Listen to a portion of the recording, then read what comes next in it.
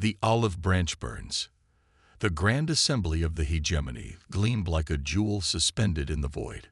Its crystalline chambers rotated slowly around the artificial star at its center, casting prismatic reflections across the attending delegations. Thousands of species were represented here, though only a dozen truly mattered.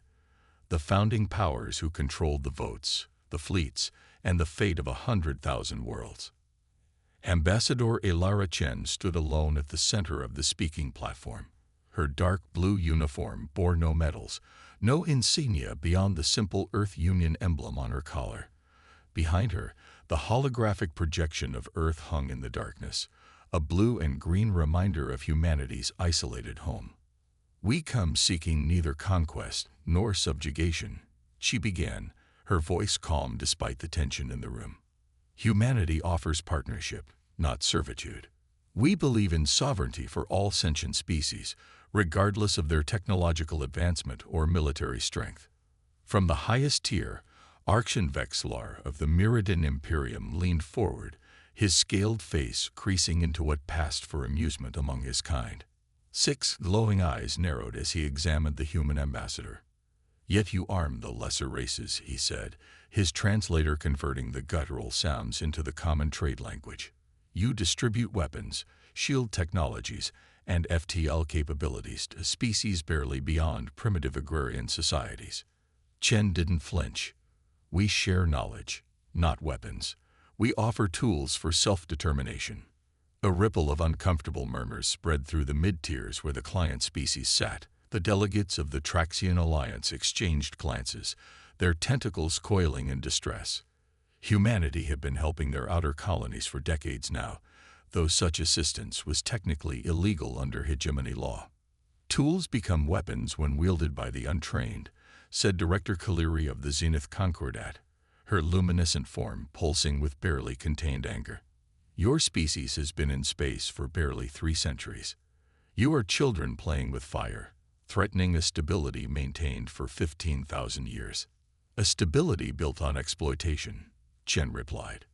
"The Earth Union proposes a new galactic charter, one that ensures resource rights for developing worlds, protection against forced conscription, and technology sharing that." "Enough." Vexlar's voice cut through the chamber like a blade. "The human proposal is rejected. This assembly will not entertain further discussions of this insurgent doctrine." Chen straightened her shoulders. "Then at least allow me to finish presenting our full." The security drones were already descending. 2 hulking machines with gleaming chrome carapaces positioned themselves on either side of the ambassador. "You are dismissed, Ambassador Chen," said Vexlar with finality. "The hegemony has spoken." As the drones escorted her from the platform, Chen's gaze swept the assembly one last time.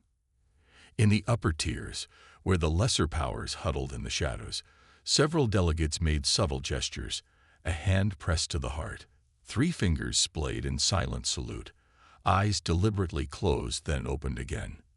They were watching. They were waiting. The message had been delivered. Captain Maya Rodriguez stood on the bridge of the EUS Mercy, watching the swirling clouds of the gas giant Thalos IV through the forward viewports. The massive medical frigate hummed with activity as her crew prepared to deliver supplies to the struggling colonies of the Thelen moons. "Status report," she said, turning to her executive officer.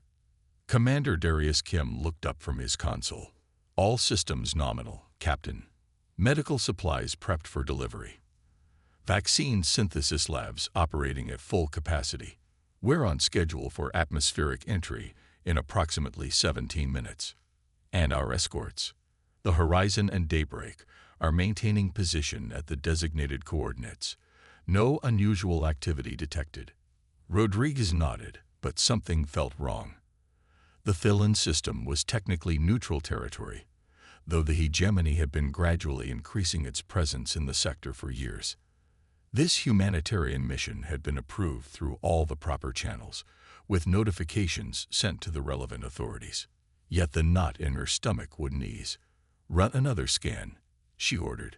"Full spectrum, active sensors." Kim raised an eyebrow, but complied without question. The bridge fell silent as the scan initiated, the only sound the soft beeping of the environmental systems and the distant rumble of the ship's engines. The alarm sounded 3 seconds later. Multiple energy signatures, Kim shouted, his fingers flying across the console.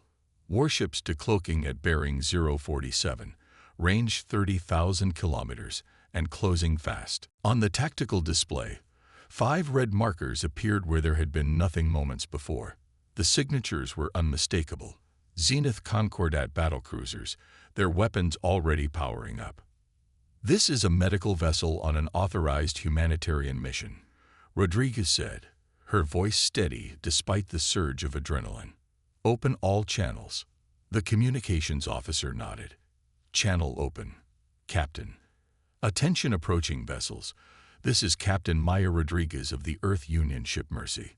We are a non-combat medical frigate on a sanctioned relief mission to the colonies of Thalos IV. We request you state your intentions immediately." Silence stretched for long seconds. Then the tactical display flashed again. "Weapons lock," Kim shouted. "They're targeting our engines." Rodriguez's mind raced through options that didn't exist. The Mercy carried no weapons, only the standard defensive shields required for navigating asteroid fields and solar flares.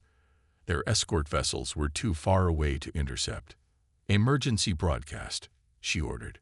"All frequencies, maximum power." The communications officer's hands trembled slightly as she activated the emergency transmitter. Rodriguez took a deep breath and leaned toward the pickup. "To all vessels within range, this is Captain Maya Rodriguez of the Earth Union ship Mercy. We are under unprovoked attack by hegemony forces while conducting a humanitarian mission. We are unarmed. I repeat, we are an unarmed medical vessel." The first impact rocked the ship, throwing several crew members to the deck. Warning klaxons blared as damage reports flooded in. "Engineering reports critical damage to the primary power core," Kim reported, his voice tight. "Shields failing. Hull breaches on decks 4 through 7. Rodriguez gripped the command console, her knuckles white. When she spoke again, her voice was calm, almost resigned, but with an edge of steel that cut through the chaos on the bridge. "If this is how you answer peace," she said, knowing her words would echo across 1,000 worlds, "you'll regret this war." The second volley struck the Mercy amidships. The bridge viewports shattered, emergency force fields engaging a fraction of a second too late. The last image transmitted from the ship was of Captain Rodriguez, standing tall as the vacuum claimed her, her eyes fixed on the stars beyond.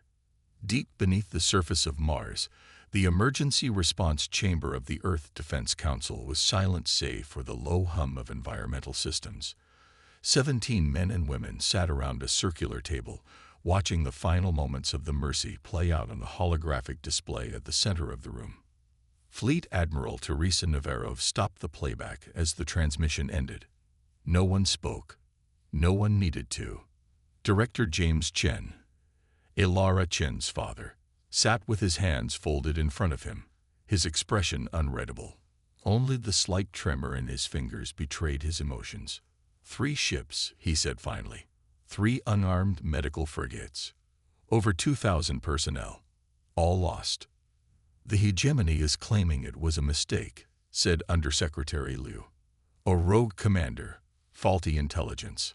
"Bullshit," snapped General Morgan, his fist hitting the table.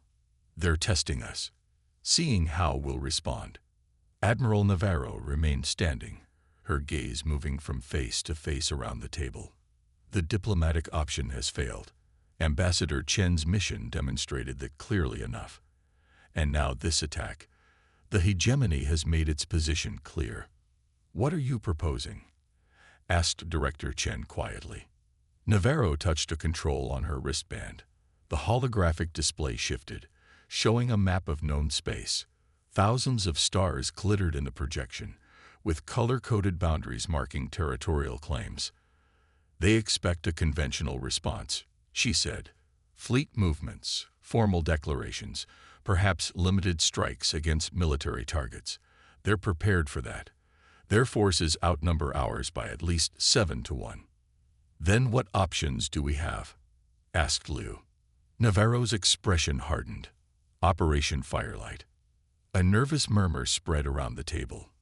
That's a theoretical exercise, said General Morgan, suddenly cautious. A thought experiment, not an actual battle plan. It became an actual battle plan 3 years ago, Navarro replied. After the Proxima incident, Director Chen leaned forward. Explain. Navarro expanded a section of the map. We have assets in place across 218 systems, not military forces, individuals, advisors, technicians, people who've been helping developing worlds resist hegemony exploitation for decades. Insurgents, said Liu, his voice flat. Freedom fighters, Navarro corrected. People fighting for their own worlds with our support. We've been teaching them, training them, preparing them, just in case we ever reached this point. And the hegemony doesn't know, asked Chen. They suspect, but they don't know the extent. They think we're just meddling at the fringes. Navarro's eyes were hard as flint. They have no idea what's waiting for them. Chen was silent for a long moment, his gaze fixed on the slowly rotating galactic map. Then he nodded once. Initiate Firelight, he said, and prepare the final broadcast. The message reached every corner of human space simultaneously. No introduction, no preamble. Just the face of Admiral Navarro, her expression grim but resolved. Citizens of Earth and all human colonies, today we were attacked without provocation or warning. 3 medical ships carrying aid to struggling colonies were destroyed by hegemony forces, with all hands lost. The transmission continued, showing the final moments of the Mercy and Captain Rodriguez's last words. If this is how you answer peace, you'll regret this war. Admiral Navarro reappeared. Effective immediately, the Earth Union declares itself in a state of open conflict with the galactic hegemony. This is not a war we sought. This is not a war we wanted. But it is a war we will win. Her expression softened slightly. To our friends among the stars who have suffered under hegemony rule, your time has come. The beacon is lit. You know what to do. The transmission ended, replaced by a simple geometric symbol, a blue circle with 3 white lines radiating outward like sunbeams. Across 100 worlds, that symbol appeared within hours, painted on walls, projected onto buildings, etched into the hulls of ships. The revolution had begun. Asymmetric response. Grand Marshal Vexstar of the Meridian Imperium stood on the command deck of the dreadnought Immutable Law, watching the holographic display with growing frustration. Reports streamed in from a dozen systems simultaneously, each more troubling than the last. Another uprising on Chaos Prime, reported his adjutant, a slender Meridian with paler scales than was fashionable.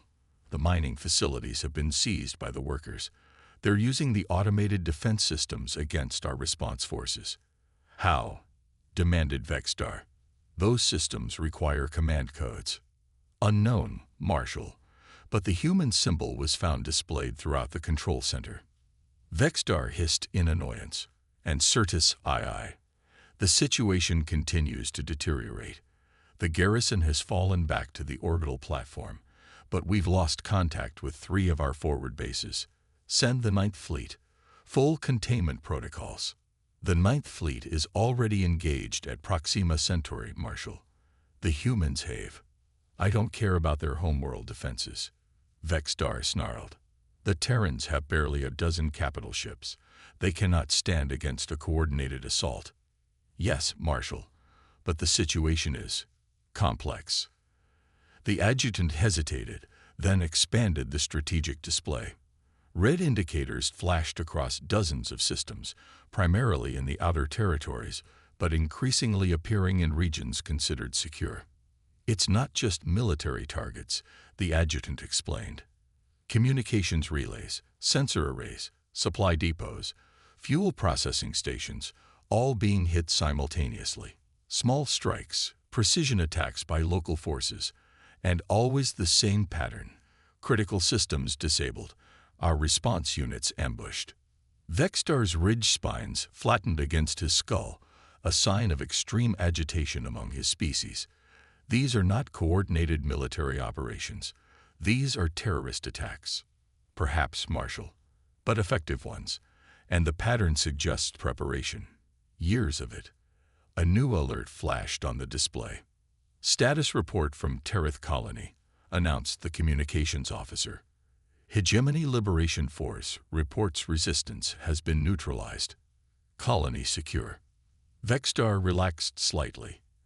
At least some good news. Begin immediate resource extraction. I want that world stripped to the bedrock as an example. Transmission incoming from the ground commander, the officer added. The holographic display shifted to show a Zenith Concordat commander, her luminescent form dimmed with what might have been concern. Grand Marshal, she began. Terith appears secure, but we're detecting unusual energy fluctuations throughout the settlement grid. Explain. The human colonists modified their power distribution network before our arrival. Our engineers are attempting to understand the changes, but the transmission dissolved into static. Restore the connection, Vextar ordered. Unable to comply, Marshal. All communications with Terith have been severed. Launch reconnaissance drones. I want visual confirmation off. The tactical display suddenly flared with alerts as sensors detected a massive energy surge from the planet's surface. For a moment, the entire colony grid lit up like a star going nova. Then nothing. Where Terith Colony had stood, sensors showed only a wasteland of molten rock and radiation. They destroyed their own colony, the adjutant whispered, his voice a mixture of horror and reluctant admiration. Rather than let us take it. Vextar said nothing, his 6 eyes fixed on the tactical display as more red indicators appeared. Not just rebellions now, but systematic destruction. Centuries of hegemony infrastructure being dismantled piece by piece. The Kuiper Belt outpost wasn't much to look at. A collection of habitation modules and sensor arrays clustered around a central hub. All of it spinning slowly against the backdrop of distant stars. To most observers, it would appear to be nothing more than a minor research station. Inside the command center, Fleet Commander Ilana Park studied the incoming reports with calm efficiency. As the daughter of Korean resistance fighters during the resource wars, she understood asymmetric warfare in her bones. Status of Operation Switchblade, she asked. Lieutenant Marcus Ross looked up from his console. 87% of targets neutralized. Estimated hegemony communication capacity reduced by 63% across contested sectors. And our losses? Ross hesitated. Significant in some sectors, near total in others. The hegemony response has been brutal. Park nodded, unsurprised. And yet they still don't understand what's happening. They think this is a conventional war. It isn't, asked a voice from the doorway. Park turned to see Director Chen enter the command center, looking exhausted but determined. No, sir, she replied. This is liberation. Chen moved to stand beside her, studying the tactical display. Explain. For decades, we've been preparing, not with fleets and weapons, but with knowledge, teaching oppressed species how to resist, how to fight back against numerically superior forces, how to turn the hegemony's own infrastructure against them. She gestured to the display, where the blue indicators of human allied movements were vastly outnumbered by the red of hegemony forces. We knew we could never match them ship for ship, soldier for soldier. So we didn't try. Instead, we created a network. Advisors, engineers, technicians, people who could show others how to fight for themselves. The embassy missions, Chen realized. The humanitarian aid, the medical ships. All real, Park assured him. We never lied about our intentions. We genuinely wanted peace, wanted partnership, but we prepared for war, just in case.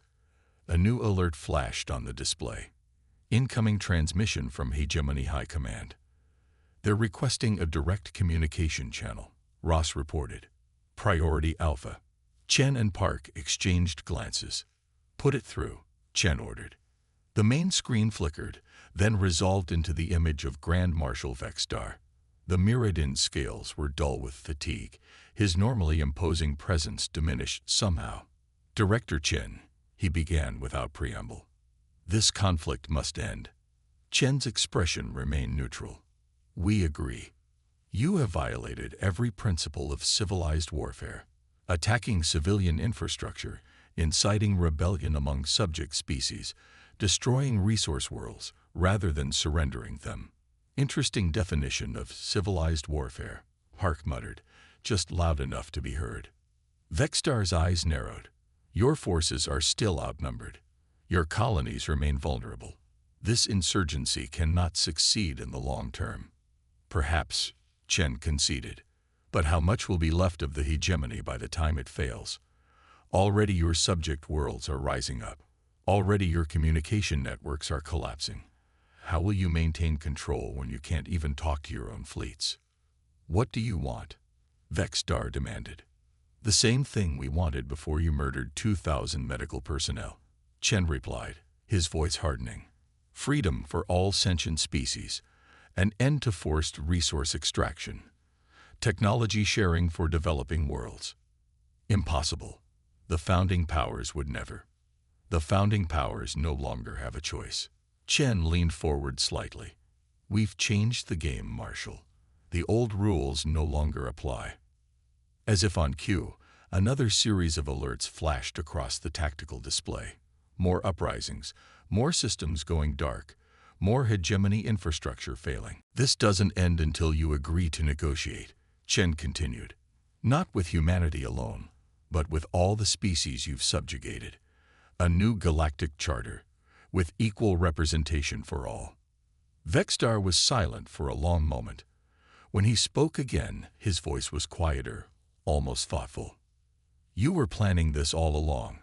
The peace proposal, the humanitarian missions, they were cover for positioning your operatives." "No," Chen corrected him. "They were genuine offers of cooperation. You chose to reject them. You chose to answer peace with violence." His expression hardened. "Now you're learning what Captain Rodriguez meant with her final words."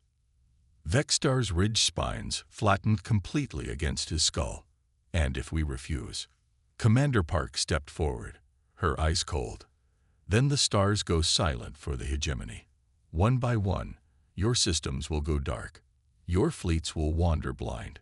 Your empire will collapse not with a bang, but with a whisper." The transmission ended, leaving only the tactical display with its spreading pattern of darkness, where hegemony control had once been absolute. "Will they agree?" Park asked quietly.